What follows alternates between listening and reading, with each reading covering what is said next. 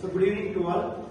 Today we are going to see the case study about AI-based self-screening tool for oral cancer detection.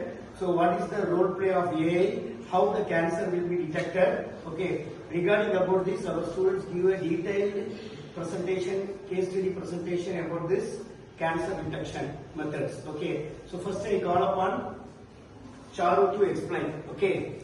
Good evening everyone. Myself Ramshakti Charmali. Our case study is based on AI-based self-screening tool for oral cancer detection. So those who are consuming things like tobacco and alcohol, so those people are life in danger because it will affect the blood cells and causing cancer. In 2020, the survey is based on World Health Organization. There are 1 lakh plus people are affected by oral cancer. Current year, based on the survey of Apollo, and 77,000 people are affected by oral cancer. Compared to other countries, Indian people are mostly affected, and especially compared to females, males are highly affected. So our motive is to detect cancer in the initial stage. So another rest of the content will be handed over to you or you. Yes, please continue. So I hope you all understand the basic idea about the topic. So I analyzed some apps related to the topic. So that apps have some limitations, like it's only available in English, and it's take more time to predict the symptoms of oral cancer. So we decided to make a mobile app that's predict the oral cancer very yearly, oral cancer symptoms very yearly. So we developed a AI model. We trained the previous year. So we decided to develop one AI model that's predict the cancer symptoms yearly. We trained the previous year data sets to the model, and you can take a picture of your mouth and tongue and upload the picture to the app. It's easily detect the symptoms.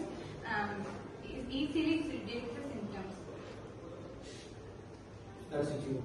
Okay, next.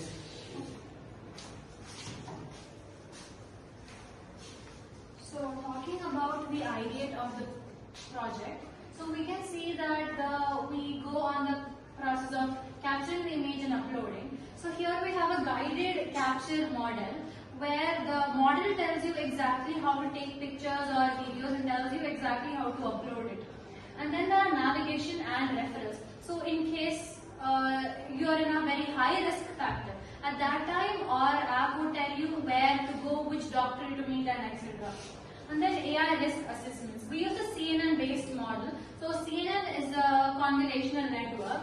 So and we have trained that accordingly. So the output says if it's low risk, suspicious, or high risk. So it analyzes the picture uploaded and tells you the exact stage you are at. And then the educational resources we've used is it checks all symptoms and short awareness videos about the hygiene and etc. So the prototype, so as mentioned in the previous slide, it's almost the same. So we use the public data sets, which is basically Cabal oral cancer and mentally oral SE1s.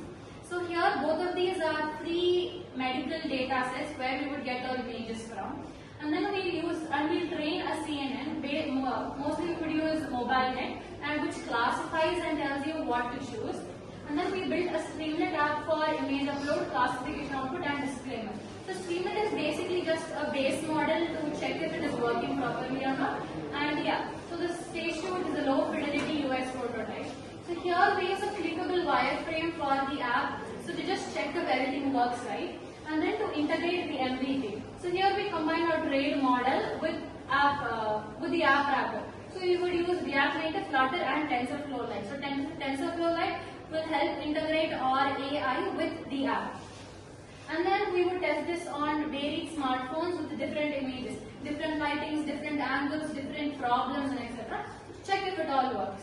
So the tools used in detail are these. So first, to find and prepare the images, we will use Cabal Mendeley. So both of these, as I said before, free data sets to get the images.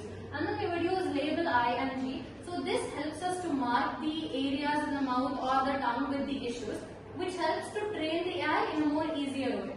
And then to train the AI brain, we use Python as our source code, and then we would use PyTorch, it is more simpler, and then we will use Google Colab because it is a free one.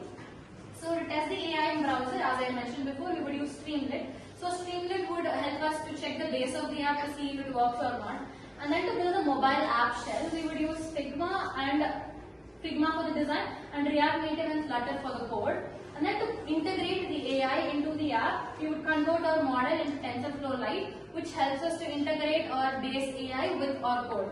And then we would then test it on real phones. We would use Firebase, TestLab, TestFlight. So both of these, one is for Android, one is for iOS, to just check if it works on every possible device.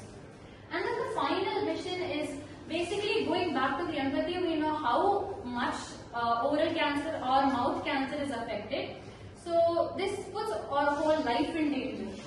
So this is benefited to all the individuals because you don't have to keep going to the hospitals to check. So this is a self-screening app as mentioned in the title. You can stay at your home and do it on your own. So and then deployed by health workers in rural screenings. So also we know that in rural areas, advanced technologies and very good doctors aren't available everywhere. So even in rural areas, this could work really well.